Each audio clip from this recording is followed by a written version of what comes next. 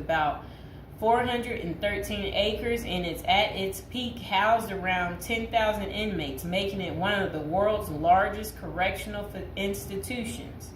A diverse inmate population is held inside Rikers, and most prisoners are there temporarily awaiting trial, serving short sentences, or awaiting transfers to other facilities. Rikers Island is notorious for its harsh conditions, including violence between inmates and involving guards. Reports of abuse, neglect, and corruption among staff have been frequent. The treatment of inmates with mental health issues has been a particular concern, with critics arguing that the facility is ill-equipped to handle such cases appropriately. Likewise, the treatment of juvenile inmates is a subject of controversy. There have been calls for more appropriate handling in the facilities for young offenders. Numerous lawsuits and human rights investigations have targeted the conditions at Rikers Island, often focusing on issues like solitary confinement, the use of force by guards, and the prolonged detention of inmates awaiting trial. Now would be a good time to like the video, to subscribe.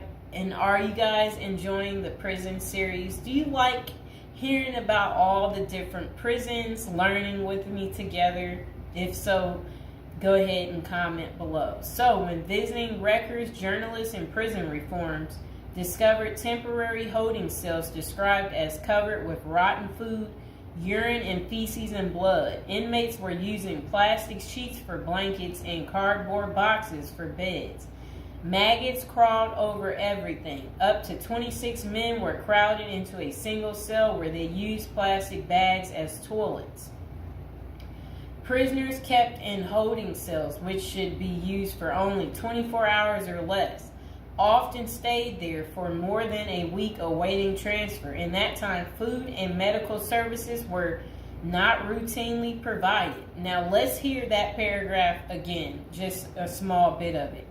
So, this was what journalists had noticed when visiting Rikers Island. The prison reformers discovered temporary holding cells described as covered with rotten food, urine, feces, and blood. Inmates were using plastic sheets for blankets and cardboard boxes for beds.